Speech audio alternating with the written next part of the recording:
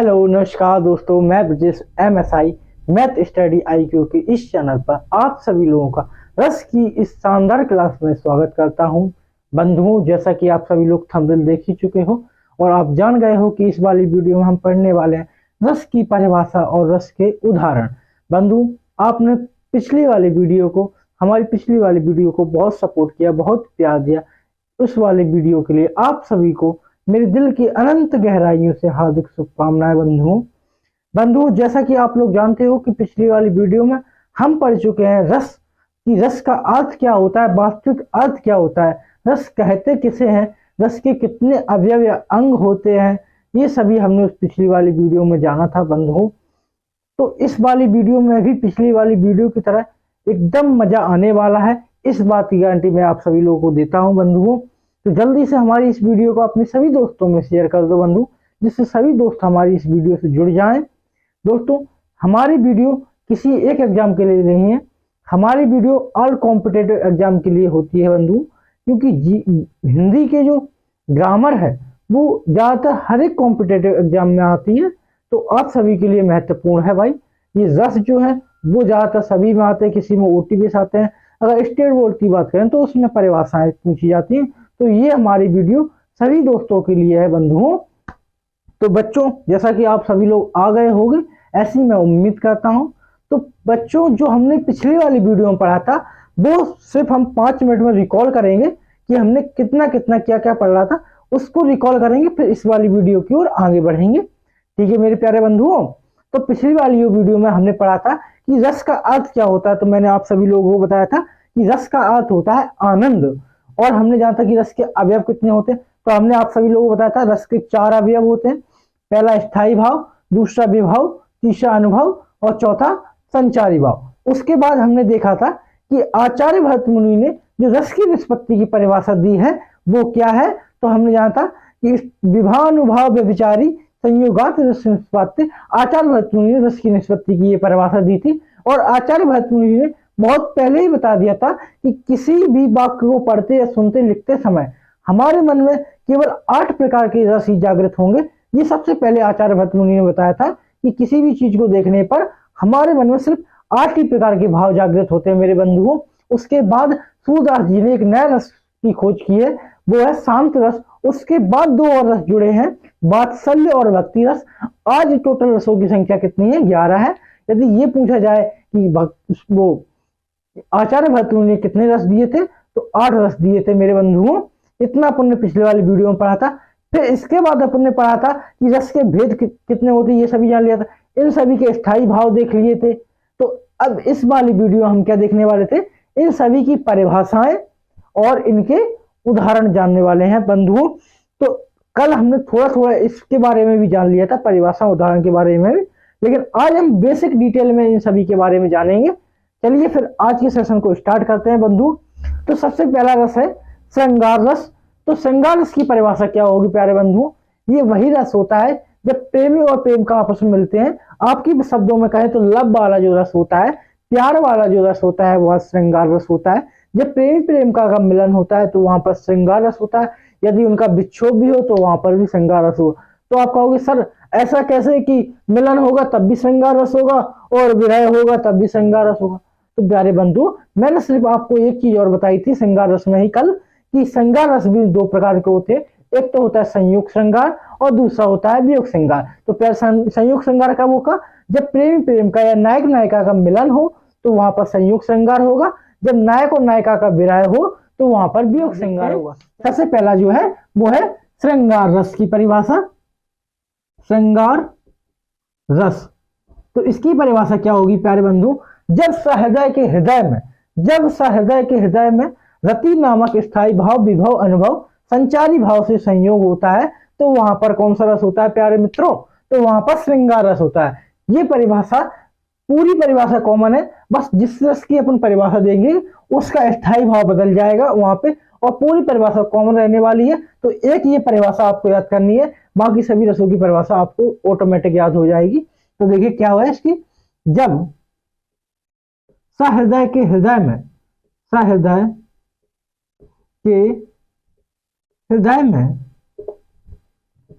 क्या रति ये इसका स्थाई भाव है। श्रृंगारस का रति, रति नामक स्थाई भाव, स्थाई भाव, विभाव, अनुभाव तथा संचारी भाव, तथा कौन सा, संचारी भाव, संचारी भाव से संयोग होता है, होता है तो वहां पर कौन सा रस होता है प्यारे बच्चों, तो वहां पर श्रृंगार रस होता है बच्चों, श्रृंगार रस होता है। ठीक है प्यारे बच्चों, तो वहां पर श्रृंगार रस होता है। देखो सभी परिभाषाओं में ये सब चीज सेम रहेगी, ये यहां तक सेम रहेगी जहां तक मैं अंडरलाइन कर दूं। ये अंडरलाइन क्या करना, बस ये चीज नहीं रहेगी, ये देख लो, ये चीज नहीं रहेगी सभी रसों में। जिसका रस का देखेंगे उसका स्थायी भाव यहाँ आएगा, बाकी सब कुछ कॉमन रहने वाला है। तो आपको ये एक परिभाषा याद करनी है। परिभाषा भी बहुत आसान सी है, 2 बार मेरे साथ यहाँ बोलोगे तो आपको याद हो जाएगी कि जब से हृदय के हृदय में रति नामक स्थायी भाव, विभव, अनुभव, संचारी भाव से संयोग होता है तो वहां पर श्रृंगार रस होता है। अब इसके बाद देखो एग्जाम में पूछा जाए कि श्रृंगार रस की परिभाषा लिखिए और उदाहरण लिखिए, तो ये परिभाषा तो लिखोगे ही, उसके नीचे आप ये भी लिखना स्थायी भाव, स्थायी भाव। क्या ये आप लिखोगे तो देखने में भी अच्छा लगेगा, एग्जामिनर भी आपसे खुश हो जाएगा। तो स्थायी भाव क्या है, रति, उसको भी खुशी मिलेगी कि हाँ बच्चा कुछ जानता है, उसके पास बेसिक नॉलेज तो है। तो अब इसके बाद देखने वाले हैं श्रृंगार रस के कितने भेद बताए थे, मैंने 2 भेद बताए थे। श्रृंगार रस के भेद, श्रृंगार रस 2 प्रकार के होते हैं, या प्रकार कह लो। श्रृंगार रस के प्रकार 2 प्रकार है इसके। पहला कौन सा है, तो पहला है संयोग श्रृंगार, संयोग श्रृंगार। और दूसरा कौन सा है, दूसरा है वियोग श्रृंगार। प्यारे बंधुओं कौन सा, वियोग श्रृंगार। ठीक है प्यारे मित्रों, वियोग श्रृंगार ये दूसरा श्रृंगार है। ठीक है, ये 2 श्रृंगार रस के ही प्रकार हैं। तो सबसे पहले ये जानेंगे कि संयोग श्रृंगार होता क्या है। मैंने अभी आपको समझाया कि जब प्रेमी प्रेम का या नायक या नायिका का मिलन हो तो वहां पर संयोग श्रृंगार होता है। यानी 2 व्यक्ति हैं, एक लड़का लड़की मान लो, तो उन दोनों का आपस में जो लव चल रहा था, प्यार, वो प्यार आपस में मिल जाए, मतलब उनकी शादी हो जाए या प्यार करते रहे आपस में एक दूसरे से, तो वहां पर संयोग श्रृंगार हो जाता है। और वियोग श्रृंगार की वही बात करूं तो मैं, उन दोनों में झगड़ा हो जाए, डिवोर्स हो जाए, समझ रहे हो, 2 शादीशुदा है व्यक्ति, उन दोनों का डिवोर्स हो गया, एक दूसरे से झगड़ा हो गया, तो वहां पर कौन सा श्रृंगार हो जाएगा, वहां पर बंधुओं वियोग श्रृंगार हो जाएगा प्यारे बच्चों। ठीक है, ज्यादा खुश होने वाली कोई बात नहीं है। ठीक है, अब देखेंगे कि संयोग श्रृंगार की उदाहरण देखते हैं। इसकी परिभाषा लिख लोगे, ये लिख दूं, लिख देता हूं परिभाषा भी। संयोग श्रृंगार, इसमें क्या होता है, नायक नायिका का मिलन होता है। इसमें नायक और नायिका का मिलन होता है।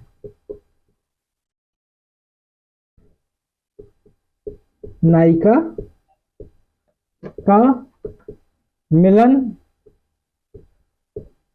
जब, इसमें हटा दो, जब लिख दो, परिभाषा बनने में अच्छी लगेगी। जब नायक और नायिका का मिलन हो तो वहां पर संयोग श्रृंगार होता है प्यारे बच्चों, संयोग श्रृंगार होता है, संयोग श्रृंगार होता है। ठीक है, जैसे इसका एक उदाहरण सुन लो कि राम को रूप निहारती जानकी, राम को रूप निहारती जानकी, कंगन के नख की परछाई, याते सब सुध भूल गई, कर टेक रही पर टास नहीं। ये रामायण का श्लोक है एक।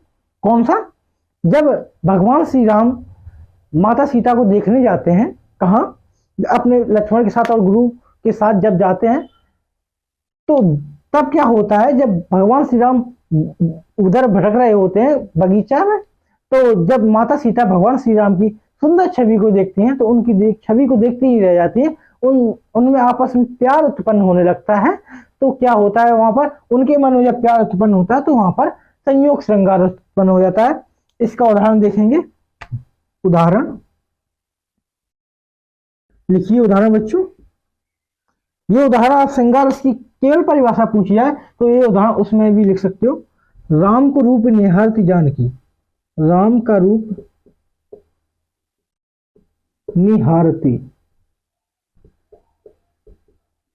जानकी,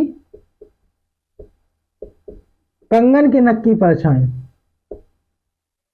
कंगन के नग की परछाई, कंगन के नक की परछाई, याते सब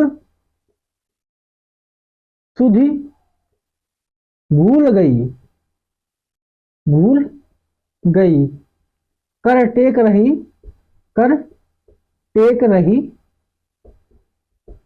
पल टारती नाही। ठीक है प्यारे बंधु, ये इसका उदाहरण हो जाए कि देखो जब माता सीता हाथों में कंगन और आभूषण पहने हुए हैं तब भगवान श्री राम को छवि को देखती है, छाया को देखती है। तो राम को रूप निहारती जानकी जब भगवान श्री राम की छवि को देखती है, कंगन के नक की परछाई, कंगनों को पहने हुए, याते सब सुधि भूल गए, उनकी सब सुधि, सब याददाश्त भूल जाती है, कर टेक रही पलटात नहीं, बस केवल भगवान श्री राम को ही देखती रह जाती हैं और कुछ नहीं करती हैं, केवल उनका ध्यान सिर्फ प्रभु श्री राम को देखने में ही लग जाता है। ये हो गया इसका उदाहरण, इतना नोट करो फिर इसको रफ करते हैं। ठीक है बंधु, यदि आपके एग्जाम में ऐसा पूछा जाए कि श्रृंगार रस की परिभाषा उदाहरण सहित लिखिए तो आप ये परिभाषा लिखोगे, यहाँ तक लिखोगे, उसके बाद ये नहीं लिखोगे श्रृंगार रस के 2 प्रकार होते हैं, ये नहीं लिखोगे, ये उदाहरण लेकर इसमें लिख दोगे, श्रृंगार रस का उदाहरण हो जाएगा। ठीक है बंधु, इतना नोट करो फिर इसको रफ करते हैं। कर दूं इसको रफ?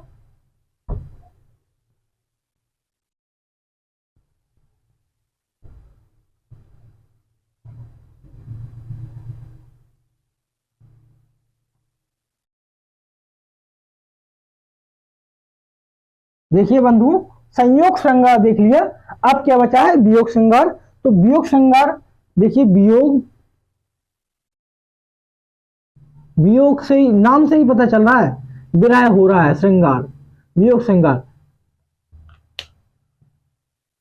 जब नायक और नायिका का विरह हो तो वहां वियोग श्रृंगार होता है। कौन सा होता है? वियोग श्रृंगार होता है। ये मैंने आप लोगों को पहले ही समझा दिया। अब इसका उदाहरण देते हैं। उदाहरण, इसका उदाहरण क्या हो जाएगा? सुनो, हे खग मृग, हे खग, हे मृग, हे खग, हे मृग, हे मधुकर सेनी, हे मधुकर सेनी, तुम देखी सीता मृगनयनी, तुम देखी सीता मृगनयनी, मृगनयनी। देखो भाई, संयुक्त श्रृंगार में उदाहरण दिया था जब भगवान श्री राम का माता सीता से मिलन हुआ था, तब को उदाहरण दिया था। और ये उस समय का उदाहरण है जब पहली बार माता सीता और भगवान श्री राम का विच्छोभ हुआ था। प्यारे बंधु, ये उस समय की घटना है जब माता सीता को रावण, दुष्ट रावण उठा के ले जाता है। उस समय की घटना है। तब प्रभु श्री राम वन में चिल्लाते हैं, हे खग, हे पक्षी, हे मृग, हे हिरण, हे मधुकर सेनी, क्या तुमने मेरी पत्नी भारतीय सीता को, मेरी माता सीता को, सॉरी मेरी, ये उस समय का उदाहरण है जब भगवान श्री राम माता सीता। देखो बच्चों, संयुक्त श्रृंगार में मैंने जो उदाहरण दिया था वो उदाहरण कब का था? जब माता सीता और भगवान श्री राम का पहली बार मिलन हुआ था, उस समय का संयुक्त श्रृंगार में उदाहरण था। और ये जो उदाहरण है वियोग श्रृंगार का, ये उस समय का उदाहरण है प्यारे बंधु, जब माता सीता और प्रभु श्री राम का पहली बार विवाह हुआ था, पहली बार विक्षोभ हुआ था, उस समय का उदाहरण है। ये किस समय का है? जब दुष्ट पापी रावण माता सीता का हरण कर ले जाता है, तब प्रभु श्री राम वन में भटकते हुए चिल्लाते हुए पुकारते हैं, हे खग, हे पक्षी, हे मृग, हे हिरण, हे मधुकर सेनी, क्या तुमने मेरी पत्नी जिसके आंख मृग के नयन के समान है, मृग नयनी मतलब मृग के आंखों के समान है, क्या तुमने उन्हें देखी है? मृग के नयनों के समान माता सीता को क्या तुमने देखा है? उस समय का ये उदाहरण, जब वो चिल्ला चिल्ला कर कहते हैं, ये वियोग श्रृंगार का उदाहरण प्यारे बंधु, अलग ही दिख रहा है। ठीक है, इतना नोट करो। फिर दूसरे श्रृंगार रस की ओर बढ़ेंगे। उसके बाद देखने वाले हैं वियोग श्रृंगार रस हो गया पूरा। अब दूसरा देखेंगे वीर रस की परिभाषा। वीर रस की परिभाषा देखेंगे। ठीक है प्यारे बंधु, देखो भाई वीर रस की परिभाषा क्या होती है। यदि आपको आपने किसी ने ऐसा है कि देशभक्ति डायलॉग मार दिया, आपको देशभक्ति डायलॉग तो ऐसे लगता है कि जैसे पूरा जोश उत्पन्न हो गया, अभी जोश उत्पन्न हो गया, अभी जोश आ गया पूरे शरीर में, रोम रोम खड़ा हो गया शरीर का कि अभी मेरे को बॉर्डर पे भेज दो, चीनी या पाकिस्तानी किसी भी बॉर्डर पे भेज दो, बंदूक थमा दो, पाकिस्तानी को यूं ही मार डालेंगे हम। इतना आपके मन में जोश उत्पन्न हो जाता है। जब जोश उत्पन्न होता है तो वहां पर वीर रस उत्पन्न होता है। ये बात मैं आपको पहले भी बता चुका हूं प्यारे बंधुओं। तो वहां पर कौन सा रस उत्पन्न होता है? वीर रस उत्पन्न हो जाता है, वीरता उमड़ आती है।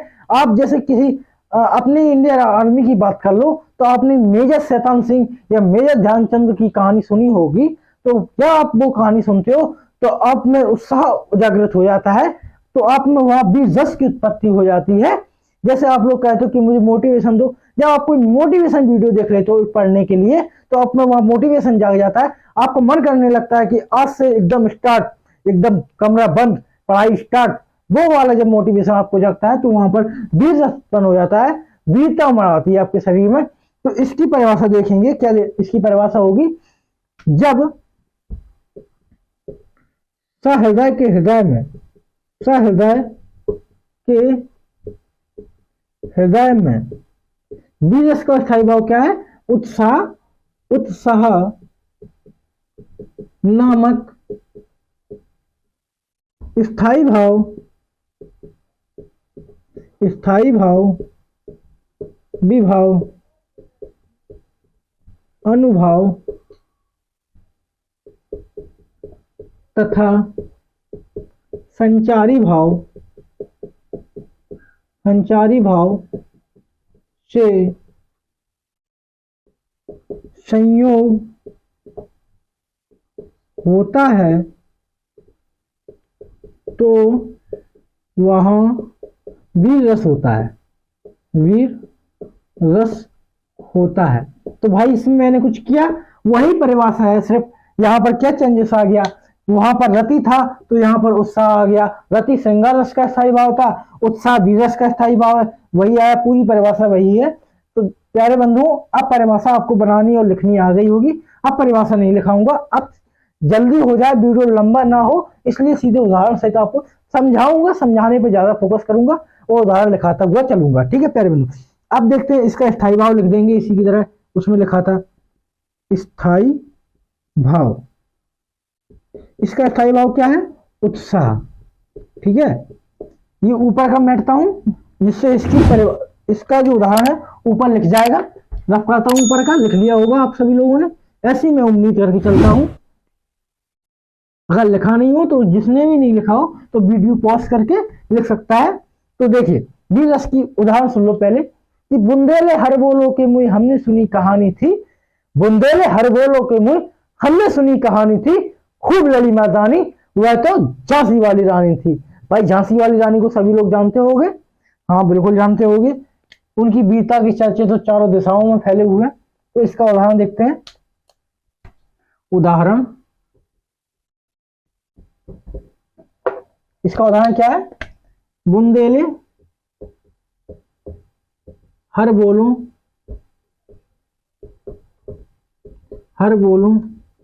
के मुँह हमने सुनी कहानी थी, हमने सुनी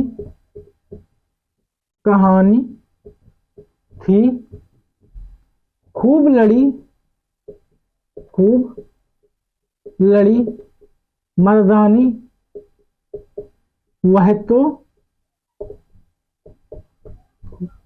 झांसी वाली रानी थी। ठीक है, ये उदाहरण हो गया बीरस का। ठीक है प्यारे बंधु। हाँ, झांसी की रानी से एक बात ध्यान में आई, झांसी की रानी लक्ष्मीबाई की बात से ध्यान आई कि झांसी की रानी का क्या नाम था? रानी लक्ष्मीबाई नाम था। तो आप लोग से एक क्वेश्चन है मेरा कि आप लोगों को कमेंट बॉक्स में ये बताना है कि रानी लक्ष्मीबाई के बचपन का नाम क्या था? महारानी लक्ष्मीबाई के बचपन का नाम क्या था? ये इसका आंसर आप लोग मुझे कमेंट में देना प्यारे बच्चों। ठीक है बच्चों, तो अब इसको रफ करते हैं, फिर नेक्स्ट रस की ओर बढ़ेंगे। ठीक है,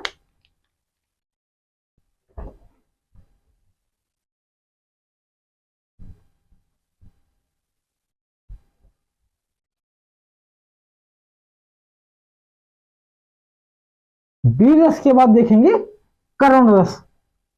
बी रस के बाद क्या देखेंगे? तीसरा रस देखेंगे करुण। करुण करुण रस। देखो इसकी परिभाषा आप लिख लोगे उसी समय, परिभाषा सेम रहेगी, बस यहां पर इसका स्थायी भाव आ जाएगा। स्थायी भाव इसका शोक है, मैं लिख देता हूं स्थायी भाव। स्थायी भाव क्या है? शोक। तो आप परिभाषा बना लोगे आप कि जब सहृदय के हृदय में शोक नामक स्थायी भाव विभव अनुभव संचारी भाव से संयोग होता है तो वहां पर करुण रस की उत्पत्ति होती है। आप बना लोगे, ऐसी मैं उम्मीद रखता हूं आप सभी लोगों से। इतना तो आप में टैलेंट है, ये बात मैं भी जानता हूं बंधुओं। ठीक है, ये करुण रस का एक उदाहरण देखते हैं। करुण रस कहां होगा? उम्मीद आप सोचो करुण रस होगा कहां? जहां शोक होगा। शोक कैसा? जहां दुख फैला हो, मातम छाया हुआ हो, वहां पर करुण रस होगा।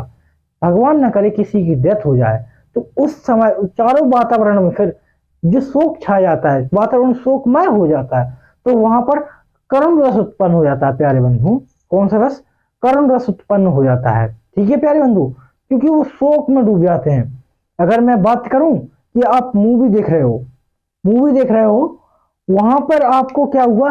जब फिल्म में हीरो हीरोइन होते हैं, उनमें लड़ाई हो गई, आप में आपस में लड़ाई हो गई, कड़ी लड़ाई हो गई, एक दूसरे से अलग हो गए, वहां पर शोक छा गया, कस के शोक छा गया।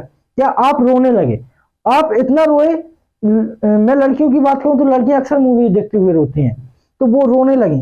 वो अपने आंखों से देखती हैं, हाँ आंसू टपक रहे हैं, लेकिन फिर भी वीडियो देखती रहेंगी। उनके आंसुओं से आंसू टपक रहे होंगे, शोक हो रहा होगा, उन्हें गम हो रहा होगा, लेकिन वीडियो तब भी देखेंगे क्योंकि तब भी रस मिल रहा होता है। कौन सा रस? करुण रस मिल रहा होता है प्यारे बच्चों। तो करुण रस का उदाहरण देखते हैं। रामायण से जुड़ा ही एक करुण रस का उदाहरण है कि शोक विकल सब रोभय रानी। शोक विकल, ये उदाहरण तब का है जब प्रभु श्री राम के पिताजी राजा दशरथ जी की मृत्यु हो गई, उस समय का उदाहरण कि शोक विकल सब रोभय रानी, रूपशील बल तेज बखानी, करई बिलाप अनेक प्रकारा, परई भूमि तल बारह बारह। ठीक है, ये उदाहरण है। उदाहरण लिखेंगे। उदाहरण क्या है? शोक विकल सब रोभय रानी। शोक, देखो शोक पहले ही आ गया इसमें। शोक विकल सब रोबही रानी। ठीक है, रूपशील बलु तेज बखानी, करही बिलाप अनेक प्रकारा। करही बिलाप अनेक प्रकारा, परही भूमि तल बारही बारह। ठीक है, कि शोक विकल सब रोभय रानी, सभी राजा दशरथ जी की मृत्यु हो जाती है तो सभी रानियां शोकमय हो जाती हैं, सभी रोने लगती हैं। रूपशील बल तेज बखानी, उन सभी का रूपशील सब का बखान किया गया उस समय। रूपशील बल तेज बखानी, करही बिलाप अनेक प्रकार, अनेक भिन्न भिन्न प्रकार से बिलाप कर रहे हैं, भिन्न भिन्न प्रकार से रो रहे हैं। परही भूमि तल बारह, बार बार अपने सिर को भूमि पर पटकते हैं, बार बार भूमि पर गिर पड़ते हैं।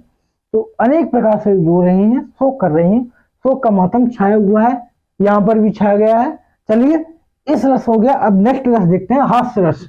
हास्य रस देखेंगे। अभी तो शोक रस का माहौल बना हुआ है, हंसी का माहौल लाया जाए। देखो, चेहरों पे जब तक तुम लोगों के चेहरे पे खुशी नहीं होगी, मुझे पसंद नहीं आएगा, पढ़ाने में भी मजा नहीं आएगा, शोक रस में मेरे को भी मजा नहीं आया, क्योंकि मातम सा छा गया था यहाँ पे, ऐसा लगा। अब हास्य रस देखेंगे। अरे हास्य रस देखते हैं, पसंदीदा है मेरा हास्य रस। 3 देख लिए थे, चौथा हास्य रस, इसलिए मैंने वो पहले पढ़ाया था। ठीक है, हास्य रस, इसकी परिभाषा क्या होगी? जब सहृदय के हृदय में हंसी नामक स्थायी भाव विभव अन्य भाव संचारी भाव से संयोग होता है, तो वहां पर हास्य रस होता है। ठीक है प्यारे बंधुओं, इसकी परिभाषा बता दी। स्थायी भाव मैं ये लिख देता हूं, बना लोगे आप परिभाषा। स्थायी भाव तो क्या है? हंसी। ठीक है, हंसी कब आती है? कब आती है हंसी आप लोगों को? अरे कॉमेडी वीडियो देखते हो तब हंसते हो यार। हेरा फेरी वाली मूवी देखी है? देखी है कि नहीं ये बताओ। कितनी हंसी है उसमें, कितनी कॉमेडी, कितनी बढ़िया कॉमेडी करते हैं वो तीनों। बाबू भैया है और कौन है, वो 3 जो कैरेक्टर हैं, काफी अच्छे। अक्षय कुमार है एक, तो काफी अच्छी कॉमेडी करते हैं। बहुत हंसी आ जाती है मूवी देखकर। वो ये ब्रह्मानंद की कॉमेडी देख लो, एकदम जोकरियां ही देता है साला वो। बहुत जोकरियां ही देता है, बहुत बढ़िया कॉमेडी करता है, काफी अच्छी, शानदार। मुझको तो पसंद है भाई, मेरे को तो बहुत अच्छी लगती है उसकी कॉमेडी। आप लोगों को भी अच्छी लगती होगी। तो इसका एक उदाहरण देते हैं आप लोगों को, हंसी ना आए तो कहना। उदाहरण क्या है? उदाहरण कि बंदर ने कहा बंदरिया से, बंदर ने कहा बंदरिया से, बंदरिया से, क्या तुमने कहा अपनी बंदरिया से? कभी नहीं कहा होगा। अरे भाई मजाक में मत लेना, हाँ मजाक ही कर रहा हूं, मजाक में ही लो। बंदर ने कहा बंदरिया से, चलो नहाए गंग, चलो नहाए गंग। देख रहे हो, बंदर भी ले जा रहा है अपनी बंदरिया को गंगा नहाने, तुम कब लगा जा रहे हो? अरे ले जाओ। बंदर भी देखो, बंदर की भी बंदरिया है, तुम्हारी कोई बंदरिया है? कोई बात नहीं। बंदर ने कहा बंदरिया से, चलो नहाए गंग, बच्चों को छोड़ो, बच्चों को छोड़ो, घर पे होने दो हुड़दंग, होने दो हुड़दंग, हुड़दंग। देखो बंदर कह रहा है बंदरिया से, चलो गंगा नहाने चलते हैं, और बच्चों को घर पे छोड़ दो, साले साथ लगा जाएंगे तो पापा मम्मी करेंगे, इसलिए बच्चों को घर पे छोड़ो, होने दो हुड़दंग, होते हैं जितनी लड़ाई होने दो।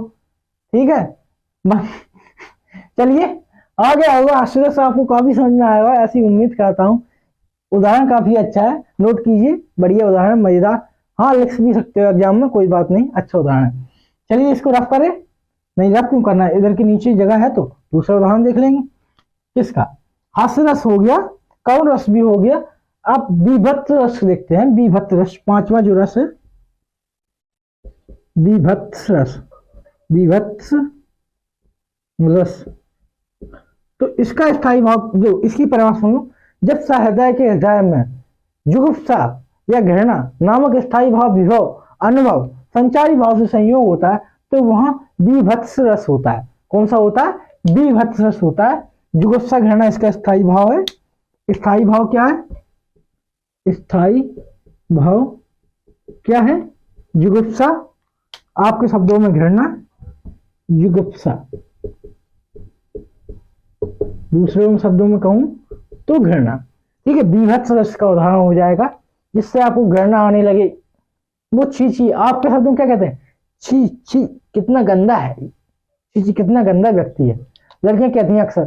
फॉर्मल जो हाई मिडिल क्लास फैमिली की बात नहीं कर रहा हूँ, जो अच्छी मतलब रिच फैमिली से जो बिलोंग करती हैं, वो लड़कियां क्या कहती हैं? अपन गरीब लड़कों को भी देख कर क्या कहते हैं? छी छी कितना गंदा है, गंदे कपड़े पहने हुए हैं, नॉनसेंसिकली फेलो, पता नहीं क्या क्या अंग्रेजी बकती रहती हैं। ठीक है, तो वही चीची वाला बीभत्स रस है। इसका उदाहरण सुनिए, बढ़िया उदाहरण है। उदाहरण दूं, बताओ तो दूं। तो सुनो, पड़ा सड़क पे एक भिखारी मैंने देखा, खून पीप उसके घावों से बहता देखा। उसके घाव से खून पीप निकल रहे हैं, खून पीप उसके घावों से बहता देखा। 20 मक्खी भिन भिन करती चाट रही थी, उड़ा रहा था कोड़ी जैसे काट रहे। इमेजिन करोगे तो आपको पलटी आने लगी भाई। इसका उदाहरण लिखता हूं, जल्दी से इसका उदाहरण लिखिए। पड़ा सड़क पर एक भिखारी मैंने देखा, खून पीप उसके घावों से बहता देखा। खून पीप उसके घावों से बहता देखा। 20 मक्खी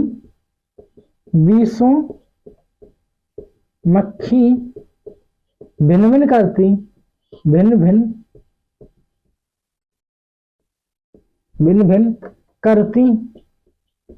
चाट रही थी। उड़ा रहा था कोड़ी जैसे काट रही थी। उड़ा रहा था कोड़ी जैसे काट रही थी। जिसने देखा उसने अपनी नाक ककोड़ी, निकल गया ना डाली फूटी कौड़ी। ठीक है, जिसने भी उसको देखा अपनी नाक से कोड़ी ऐसे वो ऐसे निकल गया, उसने एक कौड़ी तक ना डाली। उतना नहीं लिखना है, इतना ही लिख दोगे काम चल जाएगा। एक सड़क पे एक भिखारी पड़ा हुआ था। भिखारी गंदा सा, कपड़े मैले हुए थे, कपड़ों में तमाम चीजें लग रही थी, वो आप समझ सकते हो, एटसेट्रा। तो खून और पीप उसके घाव, उसके शरीर में घाव थे, फोड़ा फुंसी वगैरह थे, पूरे शरीर में थे उसके, पूरे सही से कहीं से खून कहीं से पीप निकल रही थी। 20 मक्खी भिन भिन करती चाट रही थी। कई मक्खियां उससे लिपटी हुई थी, उसे चाट रही थी। कई मक्खियां उसके शरीर से लिपटी हुई थी, कम से कम 20। ठीक है, उड़ा रहा था कोड़ी जैसे काटे, और उसको ऐसे उड़ा रहा था जैसे काट रही हूं, उसको दर्द हो रहा हो, ऐसे वो उड़ा रहा था। ठीक है, ये इसका उदाहरण हो गया। चलिए इतना नोट कीजिए, फिर इसको रफ करते हैं, फिर नेक्स्ट रस देखेंगे, उसका उदाहरण देखेंगे। 5 हो गए, चलिए 6वां रस देखेंगे।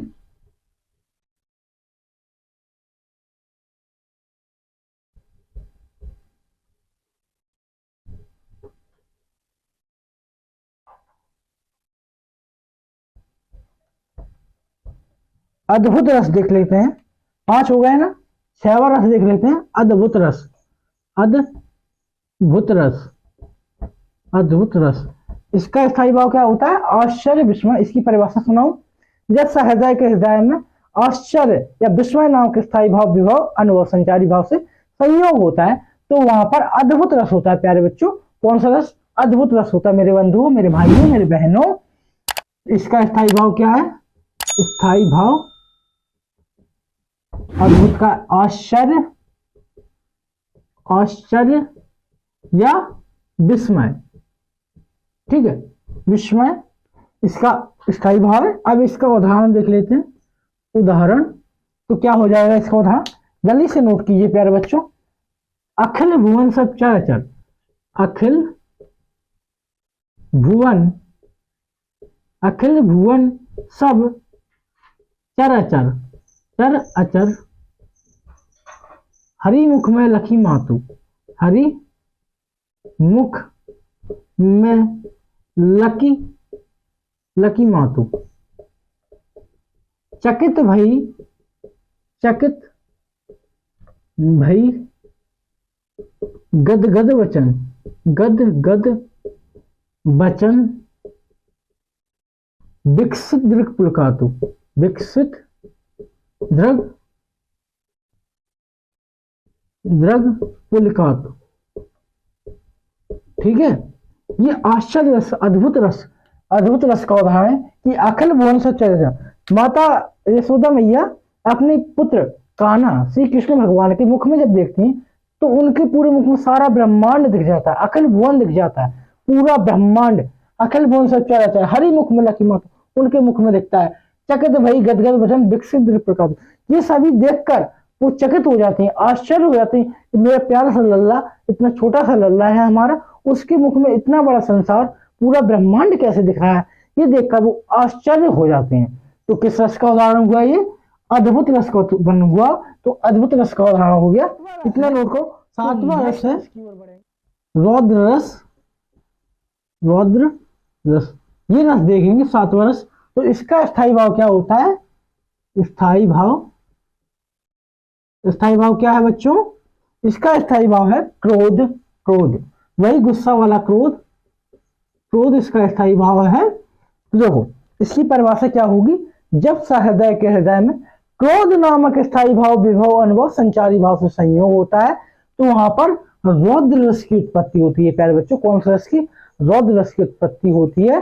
तो अब इसका उदाहरण जानेंगे कि इसका उदाहरण क्या है, उसके बाद आगे बढ़ेंगे। उदाहरण, तो इसका उदाहरण लिखते हैं कि श्री कृष्ण के सुन वचन, श्री कृष्ण के सुन वचन अर्जुन क्रोध से जलने लगे। श्री कृष्ण के सुन वचन अर्जुन क्रोध से जलने लगे। ठीक है, श्री कृष्ण के सुन वचन अर्जुन क्रोध से जलने लगे। सब शोक अपना भूलकर, सब शोक अपना भूलकर करतल युगल मलने लगे। करतल युगल मलने लगे, मलने लगे। संसार देखे, संसार देखे अब संसार देखे अब हमारे शत्रु रण में मृत पड़े, रण में मृत पड़े। करते हुए यह घोषणा, करते हुए यह घोषणा हो गए वे उठकर खड़े, हो गए वे उठकर खड़े। तो ये बात जब की है, ये बात महाभारत की है।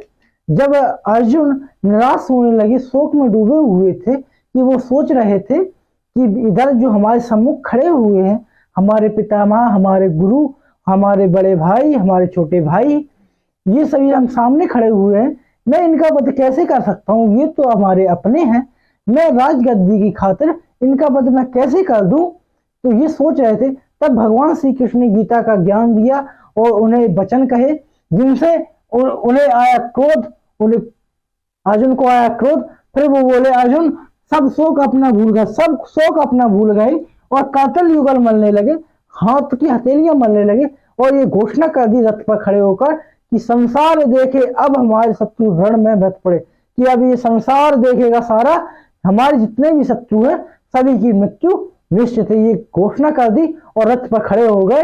उस समय जो रस जागा था वो रौद्र रस की उत्पत्ति हुई थी प्यारे बच्चों, और अर्जुन के मन में क्रोध उत्पन्न हो गया था प्यारे बच्चों। तो कौन से रस की उत्पत्ति हुई थी? रौद्र रस की उत्पत्ति हुई थी। ये 7 रस हो गए कंप्लीट। अब एक रस और बचा है 8वां, क्या है? भयानक रस। 8वां जो है भयानक रस, भयानक रस। इसका स्थायी भाव क्या है? स्थायी भाव परिभाषा आप लोग लिख लोगे। स्थायी भाव भय है। इसका परिभाषा क्या हुई? जब सहृदय के हृदय में भय नामक स्थायी भाव विभव अनुभव संचारी भाव से संयोग होता है तो वहां भयानक रस की उत्पत्ति होती है प्यारे बच्चों। किसकी? भयानक रस की बंधुओं। तो उदाहरण देखेंगे इसका। उदाहरण, इसका उदाहरण क्या होगा? उधर गरजती सिंधु लहरियां कुटिल काल के जाल उसी चली आ रही सैन उगलती फन फैलाए गल।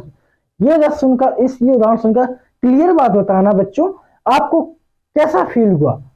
भय सा लगा, थोड़ा डर सा लगा, फन फैलाए दयालु सी सिंधु लहरियां गरजती कुटिल काल की जालू सी, ये सब कठिन वर्ड सुनकर आपको मन में जो भय का संचार हुआ मन में भय उत्पन्न हुआ तो वहां पर भयानक रस की उत्पत्ति हुई प्यारे बच्चों। कौन सी?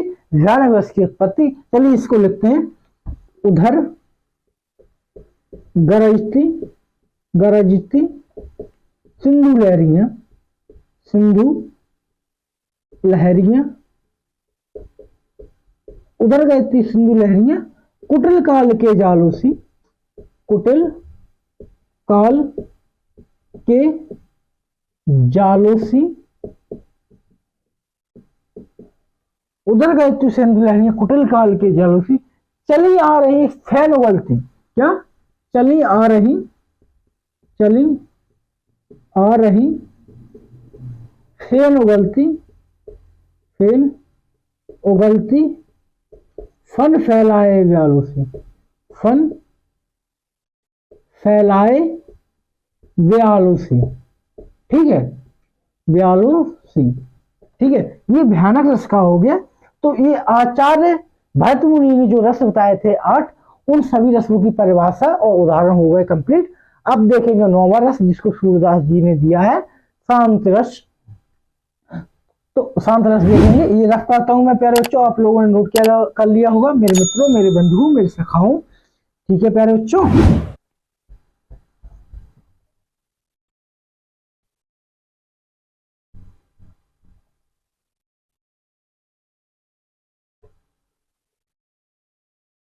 अगर आप लोगों को हमारी वीडियो अच्छी लगती है तो हमारे YouTube channel math study IQ को सब्सक्राइब करें और बेल आइकन, बगल में जो बेल आइकन है उसको भी ऑन कर दें, जिससे हमारे आने वाले वीडियो की नोटिफिकेशन आप तक पहले ही पहुंच जाए। चलिए अब 9वां रस देखते हैं बच्चों। 9वां रस, 9वां रस कौन सा है? शांत रस है बच्चों, शांत रस। ठीक है, इसका स्थायी भाव क्या है? स्थायी भाव, इसका जो स्थायी भाव है वो है निर्वेद। क्या है? निर्वेद। इसकी परिभाषा क्या होगी? इसकी परिभाषा क्या होगी बच्चों? जल्दी से आप लोग बताएं, वही जहां बैठे हो वहीं बोलो। जब सहृदय के हृदय में निर्वेद नामक स्थायी भाव, विभव, अनुभव, संचारी भाव से संयोग होता है तो वहां शांत रस की उत्पत्ति होती है बच्चों। मेरे बंधुओं, मेरे सखाओं, मेरे मित्रों, मेरे भाइयों, मेरे बहनों, वहां कौन सा रस उत्पन्न हो जाता है? वहां पर शांत रस उत्पन्न हो जाता है। तो अब शांत रस का हम उदाहरण देखेंगे। इसका उदाहरण क्या होगा? मैंने क्या बताया था आपको, शांत रस कहां होता है? जब बड़े बूढ़े कहा करें ना कि बच्चे ने बात तो सटीक कही है, जहां सही बात हो, बात तो सही कही है, बच्चे की बात में दम तो है, ये बात सही है, बड़े बूढ़े ये कहा करें तो वहां पर शांत रस हो जाया करे। ठीक है बच्चों, तो शांत रस का उदाहरण क्या हुआ? बड़ा हुआ तो क्या हुआ, जैसे पेड़ खजूर, पंथी को छाया नहीं, फल लागे अति दूर, कबीरा फल लागे अति दूर। ये है शांत रस का उदाहरण बच्चों। शांत रस का उदाहरण बढ़िया उदाहरण है, मेरा तो ये फेवरेट है। तो लिखिए, इसको उदाहरण लिखते हैं।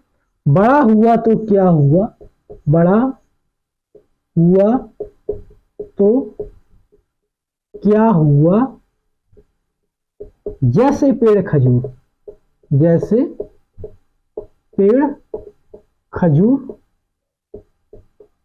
पंथी को छाया न मिले, पंथी यानी राहगीर, पंथी को छाया न मिले, फल लागे अति दूर, फल लागे अति दूर, अति दूर। ठीक है, ये दो है, फल लागे अति दूर। देखो इसमें जो बात कही है खजूर के पेड़ की, खजूर का वृक्ष के बारे में जो बात कही गई है वो एकदम सटीक बात कही गई है। खजूर का जो वृक्ष होता है वो काफी लंबा होता है, उसमें जो फल लगते हैं वो फल लंबा है तो फल भी काफी ऊंचाई पर लगते हैं, जिन्हें आसानी से तो तोड़ा नहीं जा सकता। और दूसरी बात ये कि जो राहगीर होते हैं वो निकलते हुए तो उसकी छाया भी राहगीर को नहीं मिलती है, उसके बारे में ये बात कही गई है। तो बिल्कुल सटीक बात कही गई, बिल्कुल सही बात कही गई है। इसलिए यहाँ पर कौन सा रस उत्पन्न हुआ? यहाँ पर शांत रस उत्पन्न हुआ प्यारे बच्चों। ठीक है, अब देखेंगे नया रस, भक्ति रस। 10वां जो रस है, ये 9वां था, 9वां, वो 10वां जो रस है वो है भक्ति रस। भक्ति रस, इसका स्थायी भाव क्या है? स्थायी भाव, ये तो भक्ति कह लो या देवव्रती कह लो, क्या? देवव्रति इसका स्थायी भाव है। भक्ति रस कब होता है? ये ईश्वर की भक्ति के प्रति, ईश्वर की भक्ति के प्रति उत्पन्न हो, जो रस ईश्वर की प्रति भक्ति के प्रति उत्पन्न हो, वहां पर भक्ति रस होता है। प्यारे बच्चों, प्यारे मित्रों, मेरे दोस्तों, तो देखिए इसका स्थायी भाव है देवव्रति। अब इसका उदाहरण सुन लेते हैं। रघुपति राघव राजा राम, पतित पावन सीताराम। बढ़िया उदाहरण है ना, समझ में आया होगा। तो इसका उदाहरण लिख लेते हैं। उदाहरण काफी अच्छा है। उदाहरण, जहां जहां ईश्वर की भक्ति की बात की जाएगी वहां पर भक्ति रस उत्पन्न हो जाएगा। कोई भी लिख सकते हो उदाहरण। मैं तो एक सरल सा उदाहरण आपको दे रहा हूं, जिसको याद नहीं वो याद कर लेगा, नहीं तो जिसको याद है भक्ति वाला उदाहरण तो वो भी लिख सकता है। ठीक है प्यारे बच्चों। रघुपति राघव राजा राम, राजा राम, पतित पावन सीता राम। ठीक है, ये हो गया भक्ति रस का उदाहरण। दोस्तों इधर देखिए 9वां शांत रस बताया मैंने और 10वां भक्ति रस लिखा दिया।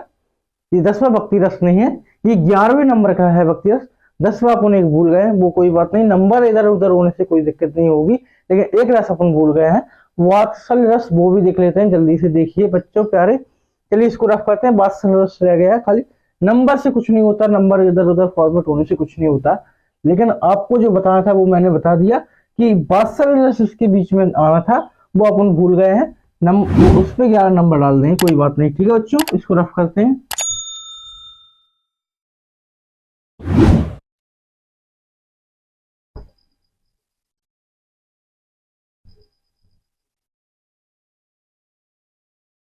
ग्यारहवां रस कौन सा है प्यारे बच्चों? वात्सल्य रस है। वात्सल्य रस, सल्य रस। इसका स्थायी भाव क्या होता है? स्थायी भाव इसकी बात करें तो इसका स्थायी भाव वत्सल्य होता है। वत्सल्य ये कब आता है? जब माँ का अपने बच्चे के प्रति जो प्यार होता है उसके लिए यूज किया जाता है। माँ के प्यार के लिए, माँ के प्यार के लिए ये यूज किया जाता है। इसकी अगर मैं परिभाषा कहूं तब जब सहृदय के हृदय में वत्सल्य नामक स्थायी भाव, विभव, अनुभव, संचारी भाव से संयोग होता है तो वहां पर वात्सल्य रस की उत्पत्ति होती है प्यारे बच्चों। कौन सा? वात्सल्य रस। इसके उदाहरण की, एग्जाम्पल की मैं बात करूं तो माँ का अपने बच्चे के प्रति प्यार होगा, उन सभी एग्जाम्पलों में ये उत्पन्न हो जाएगा। तो एक उदाहरण मैं सुनाऊंगा। मैया मोरी मैं नहीं माखन खायो। जब माता यशोदा लल्ला कृष्ण से पूछती हैं, भगवान श्री कृष्ण से पूछते हैं, लल्ला तूने माखन खायो है? तो जब भगवान श्री कृष्ण कहते हैं मैया मोरी मैं नहीं माखन खायो, ठीक है, तो इसका उदाहरण क्या होगा? अच्छा उदाहरण है, एग्जाम्पल है। उदाहरण क्या है इसका उदाहरण? मैया मोरी मैं नहीं माखन खायो, मैं नहीं माखन खायो, ये इसका उदाहरण हो जाएगा। बस यही एक रह गया था, बाकी तो सब कुछ हमने कंप्लीट करा दिया है। रस टोटली कंप्लीटली पढ़ लिए हैं। आज के हमारे 2 लेक्चर, मैंने कहा था कि 2 ही लेक्चर आएंगे रस के, वो आ गए हैं। रस हमने टोटल पढ़ लिया। रस के बारे में जितना पढ़ना था, जितना आता है पेपर में, एग्जाम में, उतना सब कुछ मैंने आपको पढ़ा दिया है और आप लोगों ने भी अच्छे मन से पढ़ा, इसलिए आपका भी धन्यवाद। दोस्तों अब जो रस की क्लास आएगी वो छोटी 5 या 8 मिनट की वीडियो रहेगी। उसमें क्या पढ़ाऊंगा मैं? स्थायी भाव विभव में अंतर, स्थायी भाव संचारी भाव में अंतर, ये मैं आप लोगों को बता दूंगा। ठीक है प्यारे बच्चों, प्यारे मित्रों, दोस्तों, तो क्या हुआ, रस अपना टॉपिक जो था वो कंप्लीट हो गया। इसके बाद नेक्स्ट क्लास देखिए किसकी आती है, फिजिक्स की या मैथ की आएगी।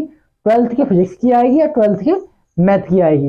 ये हिंदी जो वाली ग्रामर है वो तो सभी ऑल कॉम्पिटिटिव एग्जाम और 12th वालों के लिए है प्यारे बच्चों, 9th वालों के लिए, 10th वालों के लिए, 12th वाले सभी लोग इसको देख सकते हैं। और जो आने वाली वीडियो है वो किस लिए है? वो केवल 12th वालों के लिए। या तो फिजिक्स की आएगी या केमिस्ट्री या मैथ की आ सकती है, किसी की भी आ सकती है। वो आई कल। ठीक है प्यारे बच्चों, आज के लिए इतना ही रहने देते हैं और हमारे मैथ स्टडी IQ के इस चैनल को लाइक करें, शेयर करें, सब्सक्राइब करें। और हाँ, एक बात और, मैं एक बात भूल गया। मैंने जो आपको एक क्वेश्चन पूछा था, क्वेश्चन क्या पूछा था कि रानी लक्ष्मीबाई के बचपन का नाम क्या था, वो आप लोगों को कमेंट बॉक्स में बताना है। वो लोगों को, आप लोगों को कमेंट बॉक्स में कमेंट करना है। मैंने जो आप लोगों को क्वेश्चन पूछा उसको कमेंट में कमेंट करेंगे आप। चलिए आज के लिए इतना ही रहने देते हैं, मिलते हैं फिर नेक्स्ट वीडियो। तब तक के लिए जय हिंद।